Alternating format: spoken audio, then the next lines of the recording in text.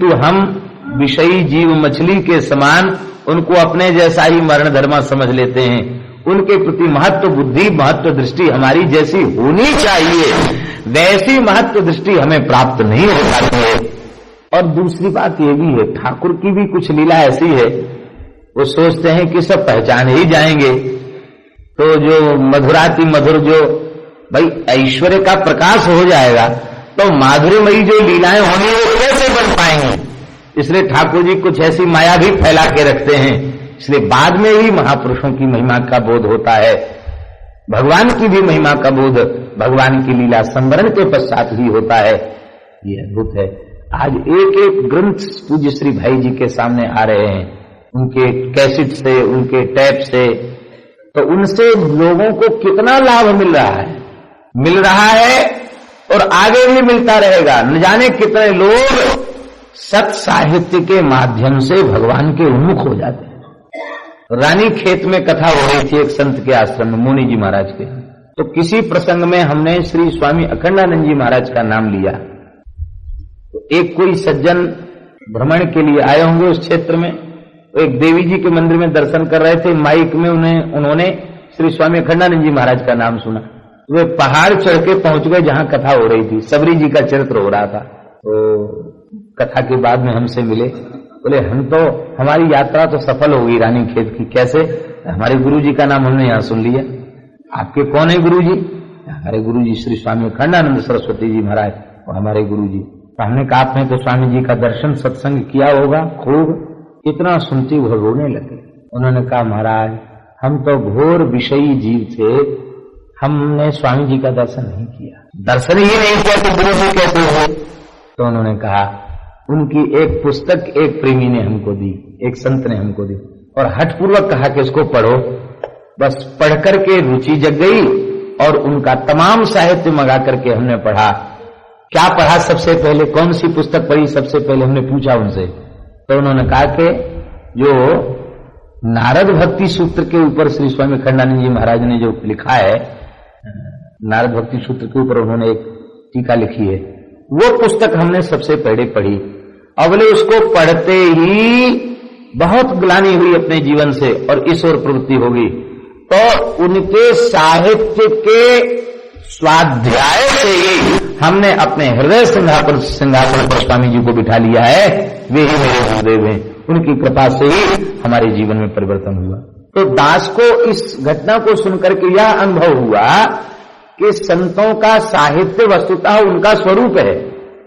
संतों की वाणियां, संतों का साहित्य उनका वांग्मय विग्रह है, और वह वांग्मय विग्रह जब तक धरती पर विराजमान रहता है तब तक यह अनुभव करना चाहिए उस रूप में वे संत ही विराजमान हैं और वे अधिकारी जीवों पर कृपा करुणा की वर्षा करते रहा करते। आज जी भाई जी के ग्रंथ का दो पुस्तिकाएं उनके प्रवचन से संकलित की गई हैं, उनका विमोचन होना है। बात कह रहे थे उसको आप लोग ध्यान से सुनेंगे। दैन्य जो है, दैन्य ही यह अभिव्यक्त करता है कि हृदय में भक्ति महारानी विराजमान है। तो संतों के उपदेश कथा कीर्तन के माध्यम से जीवों के अंतःकरण में भक्ति प्रवेश करती है, पर हृदय में जब वे अपने लिए उपयुक्त आसन का दर्शन नहीं करती हैं तो भक्ति महारानी उस हृदय में रहती नहीं है। वो उपयुक्त आसन क्या है? वो है दैन्य। 3 लोगों को उपदेश देने के बाद भी भक्ति दुर्लभ है, अत्यंत दुर्लभ है। कौन कौन बोले? राजा को भक्ति दुर्लभ है। यही बात कर रहे, यही चर्चा की जा रही थी। राजा को भक्ति इसलिए दुर्लभ है क्योंकि भक्त में दैन्य होना चाहिए, और राजा बेचारा, राजा में दैन्य कहां तक आएगा? उसके पास फौज है, पलटन है, वाह शहंशाही जय जयकार उसकी हो रही है, उस ऐश्वर्यवान है, तो अपने कुल, अपने खानदान, अपनी शक्ति, अपनी सामर्थ्य, उसकी गरिमा का वो कितना त्याग करेगा, कहां तक त्याग करेगा? तो राजा का अभिमान रहित होना अत्यंत कठिन है, राग द्वेष से रहित होना अत्यंत कठिन है, इसलिए उसका भक्त होना भी कठिन है। पति जी के सतीत्व की, और जब पद्मावती जी निष्प्राण हो गई है तो उसने कहा है, लक्ष्मण सेन ने कहा महाराज अब पता चल गया कि ढाक के 3 पात वाली कहावत सच्ची हो गई। हम जैसे पहले थे इतने दिनों तक सत्संग करने के बाद भी ऐसे रह गए हैं। हमारी दृष्टि में रानी का महत्व अधिक हो गया, सद्गुरुदेव का महत्व अधिक नहीं रहा। विषयी रजोगुणी तमोगुणी प्रकृति के जीवों पर सत्संग का प्रभाव नहीं पड़ता। ये जो बात आप कहते थे आज उसका हमें अनुभव हो गया। राजा का भक्त होना कठिन है, राजा को भक्ति प्राप्त हो जाए ये दुर्लभ है। दूसरा कौन है? बोले महाराज कहते दुर्लभो वैष्णवो राजा और दुर्लभो वैष्णवो विप्रा। ब्राह्मण का भी वैष्णव होना, भक्त होना अत्यंत दुर्लभ है, कठिन है। क्यों कठिन है? बोले महाराज वो आप लोग बुरा न माने, चित्त में, हम दूसरे की क्यों कहें, अपनी ही बात कहते हैं। चित्त में कहीं न कहीं जाति का गुमान छिपा हुआ बैठा रहता है और वो समय समय पर प्रकट हो जाता है। अरे हम कोई ऐसे तैसे हैं, खानदान बन हुआ है, हम कोई भाव चित्त में बना रहे हैं। हम ब्राह्मण हैं इसलिए हमें भक्ति करनी चाहिए।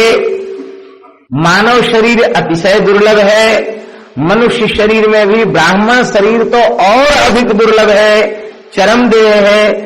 इस देह को प्राप्त करके हमें इतना भजन करना चाहिए कि द्वारा इस दुख में संस्कृति के चक्र में हमें न पड़ना पड़े। ऐसा विचार करके कोई हम ब्राह्मण हैं ऐसा अनुभव करता है, बहुत अच्छी बात है, पर ये अनुभव नहीं कर पाते हैं। अनुभव ये चित्त में बना रहता है, अरे हम तो ब्राह्मण हैं, हमारी महिमा वेद शास्त्र पुराण स्मृतियों में गाई गई, हमसे श्रेष्ठ कौन होता है, हमसे श्रेष्ठ कौन हो सकता है। इसलिए हरिराम व्यास जी ने एक जगह अपनी वाणी में कहा, व्यास ही बामन मत गनो हरिदासन को दास। बोले तुम क्या उठपटांग बोलते हो? हरिराम व्यास जी से कहा। बोले हमारी गिनती मत करो ब्राह्मणों में, काट दो नाम हमारा उस लिस्ट से। व्यास ही बामन मत गिनो, तब कौन हो? ले हरिदासन को दास। अरे आप तो बहुत ऊंचे खानदान के हैं, ओरछा रियासत के राजगुरु रह चुके हैं। हरिराम व्यास जी बोले इतनो है सब कुटुंब हमारो, सेना धना कबीरा नामा अरुरे दास चमारो। इतनो है सब कुटुंब हमारो, हमारा तो कुटुंब खानदानी नहीं है। रैदास जी कहे, श्री हरिराम व्यास जी कहते हैं एक भक्ति रैदास पर 12 बामन कोर। ब्राह्मण का भक्त होना इसीलिए दुर्लभ कहा गया कि वह अभिमान से रहित नहीं हो पाता। देखिए स्पष्ट, यज्ञ पत्नियां वो भक्ता बन गई और वो दिनों रात यस्य स्मृत्या च नामोक्त्या तपो यज्ञ क्रियादिषु न्यूनम संपूर्णताम याति सद्यो वंदे तमच्युतम का पाठ करने वाले और नारायण नमः केशवाय नमः माधवाय नमः कह के बार बार आचमन करने वाले ब्राह्मण, उनको पता चल गया कि भगवान श्री कृष्ण बलराम आए हैं, भूखे हैं, पर वे स्वयं तो दर्शन करने नहीं गए, वो दर्शन करने भाग रही थी, उनको रोका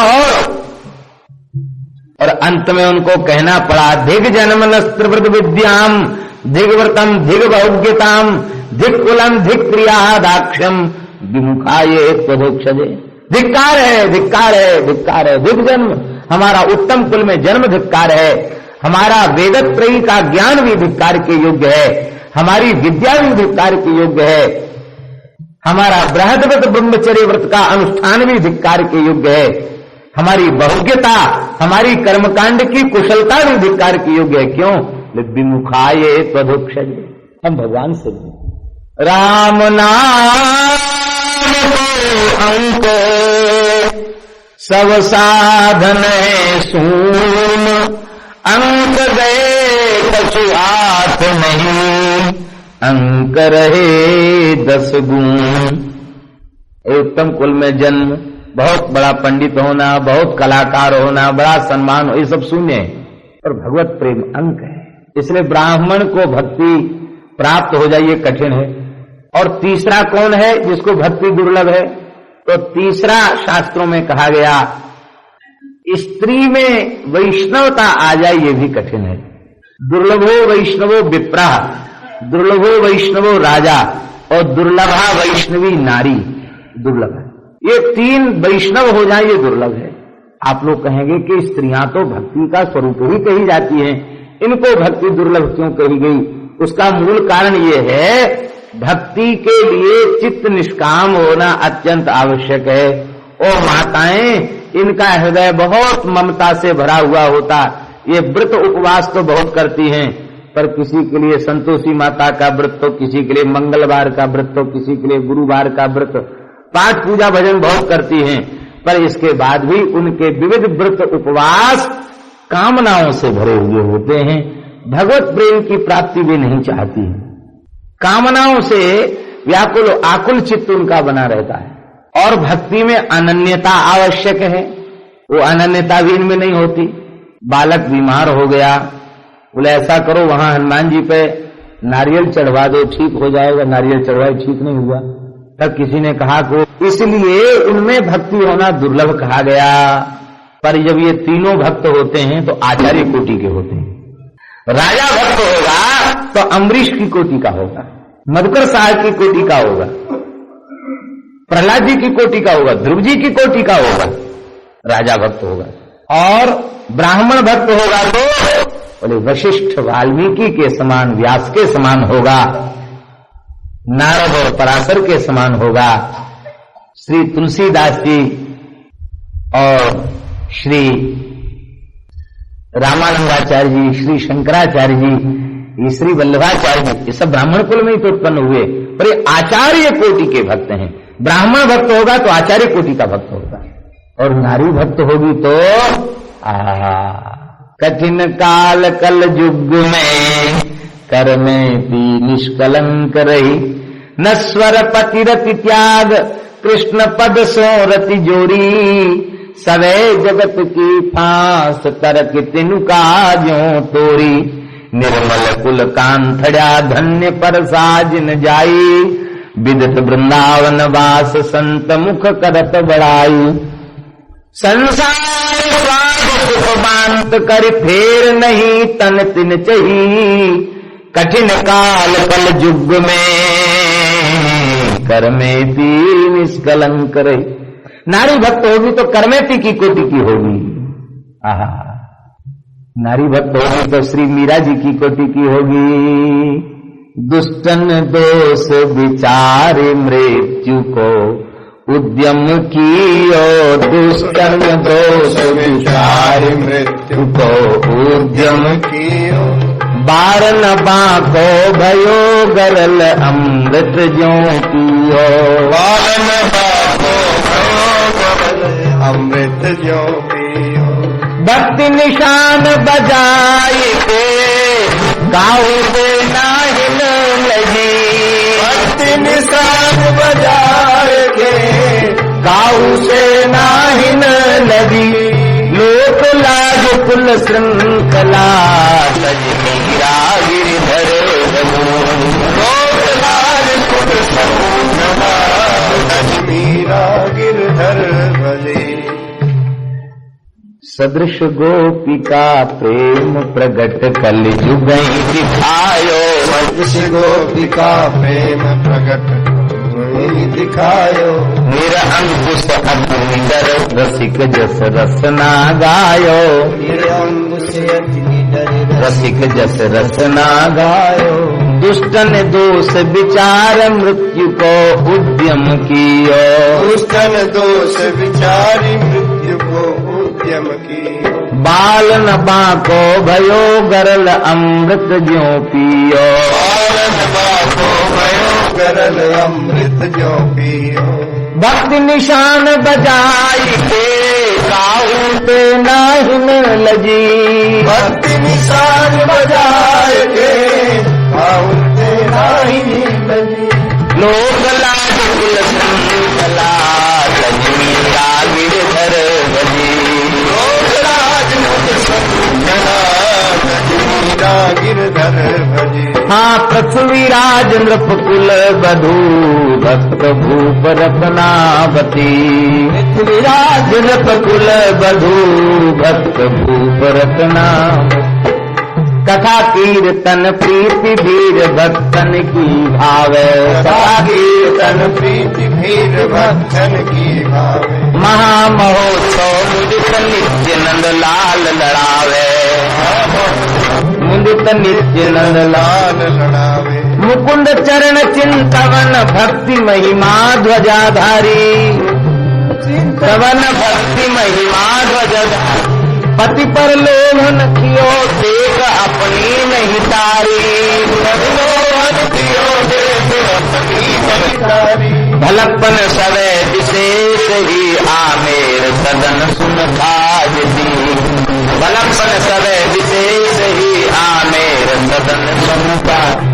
हाँ पृथ्वी राज नृपकुल बधू भक्त भूप रत्नावती, पृथ्वी राज नृपकुल बधू भक्त रत्नावती। अवला शरीर साधन सबल ये बाई हरि भजन बल, शरीर साधन सबल ये बाई हरि भजन। नारी भक्त होगी तो इस कोटि की होगी, तो तीन को भक्ति दुर्लभ है, ब्राह्मण को, राजा को और नारी को, और तीनों भक्त हो जाए तो ये आचार्य कोटि के भक्त होते। इसलिए ब्राह्मण को भक्त कियो, ये जो बात पीपा जी के चरित्र में प्रियादास जी कहते हैं, ब्राह्मण को भक्त कियो, ब्राह्मण को भक्त बना दिया, देवी दई निकारी के ब्राह्मण को भक्त बना दिया, ये बात आप चरित्र कल सुन चुके हैं। और तेली को जीवायो, मरे हुए तेली को जीवा दिया, ये भी चरित्र सुन चुके हैं। और भैंस चोरिनी पे फेरी ले आयो, ये भी चरित्र बड़ा आनंद का चरित्र कल आप सुन चुके हैं। वो एक भगत ने संत सेवा के लिए पीपाजी को भैंस दी, वो एक नाद भर के दूध देती थी, एक नाद भर के दूध देती, इतनी दुधारू भैंस थी। साधु खूब चकाचक दूध पीमे और खूब संत सेवा ठाकुर सेवा। चोर ले गए भैंस, पीपाजी माला फेर रहे थे उसमें रात के समय, वो कुछ टोके नहीं, पर थोड़ी देर बाद पीपाजी को ध्यान आया कि बिना पड़िया के तो भैंस दूध देगी नहीं, तो बेचारे चोर परेशान हो जाएंगे। तो तुरंत उन्होंने पड़िया खोली और पड़िया को भैंस के पीछे दौड़ाने लग गए, आवाज सीताराम सीताराम सीताराम। चोरों ने देखा कि बाबा तो दौड़े भई आ रहे हैं, देख लिया इन्होंने, बोले भाई देखो भैंस ले जाओ, हम मने नहीं कर रहे हैं, पर बिना पड़िया के दूध नहीं देगी, इसलिए पड़िया संग ले जाओ। वो महाराज चरणों की शरण में आ गए, वो चोर भी सब भगत बन गए। और गाड़ी भर आयो तन 5 ठोर जारी के, एक समय की बात है, ये गाड़ी भरी आयो, एक चरित्र ये है। आश्रम में विशेष भीड़ भाड़ को होते हुए देख करके श्री पीपाजी ने सीता सहचरी जी से कहा, सीता जी यहां तो भजन में बहुत बाधा हो रही है, चले कहीं अन्यत्र एकांत वन में बैठ करके भजन करेंगे। सीता सहचरी बहुत अच्छी बात है, तो सद्यः वहां से चल पड़े, आश्रम से चल पड़े, एकांत वन में जाकर भजन करने लगे। और महाराज वहां आने जाने वाले लोगों ने आपको पहचान लिया और संतों ने भी आकर अनुरोध किया आप आनंदित कीजिए। बोले नहीं नहीं नहीं, हम आश्रम नहीं जाएंगे, हम यहीं रहेंगे। ठीक है आप यहीं रहो। उसी समय एक बड़ा भारी महाजन आया, एक गाड़ी में बहुत सा अन्न धन भरा हुआ था, कपड़े पाट पटंबर भरे हुए थे। उसने सब भेंट के बोले महाराज हम तो आपको खोज रहे थे। अब जब भेंट किया, बहुत मना किया कि हम सब त्याग के आए हैं, इसकी जरूरत नहीं है। बोला महाराज हमारा तो संकल्प है, छोड़ छाड़ के सब खला कर सामान चला गया। पीपाजी बोले भाई अब इसको ठिकाने तो लगाना ही है। न्योता फेर दिया साधुओं का, खूब कीर्तन होने लग गया, जरा भंडारा चलने लग गया, भोज भंडारा होने लग गया, उत्सव होने लग गया। अब तो संतों ने कहा महाराज जब ठाकुर जी ने ही आपको इसी कार्य के लिए भेजा है तो यहाँ नहीं रहेंगे, वहां नहीं रहेंगे, ये छोड़ देंगे, वो छोड़ देंगे, इसमें कोई प्रयोजन नहीं है। इसलिए आप कृपा करके पुनः अपने स्थान में पधारें और यहाँ प्रेम से संत सेवा करें। श्री पीपाजी महाराज चल पड़े, तमाम लोग वहां इकट्ठे हो गए, कुछ अन्न धन भेंट आ गया। उसी बीच में रास्ते में कुछ डाकू मिल गए। पीपाजी बहुत प्रसन्न भये और उन्होंने सब धन चोरों को ही दे दिया, प्रसन्न हो गए। भगवान की बड़ी कृपा है, ये अर्थमनर्थम भावय नित्यम नास्ति ततः सुखलेसा सत्यम, भगवान ने बड़ी कृपा की, चोर चले गए। तब तक आपको ध्यान में आया कि एक साफी में मोहरें बंधी हुई हैं, तब आपने फिर आवाज लगे, भैया इधर आओ। वो आ गए चोर, बोले ये बाकी है, ये और ले जाओ, अब ये रुक जाओ, मोहरें ले जाओ। अब तो डाकू ने पूछा कि आप कौन हैं, आप कहाँ रहते हैं? तो पीपा जी बोले कि हमको लोग पीपा कहते हैं। सुनते ही चोर थरथर कांपने लगे, महाराज गागरोनगढ़ के नरेश पीपा प्रताप राय जी आप संत हो गए, आप वही हैं? बोले हाँ, कहते तो लोग ऐसे ही हैं, गागरोनगढ़ का तो राजा मर चुका है, और संतों का दासन दास पीपा है। अच्छा। अब सब जितने चोर थे वो चरणों में गिर गए और उन्होंने सदा सर्वदा के लिए चोरी छोड़ करके सन्मार्ग पर चलने का निश्चय कर लिया। साधक और सिद्ध इनमें अंतर है।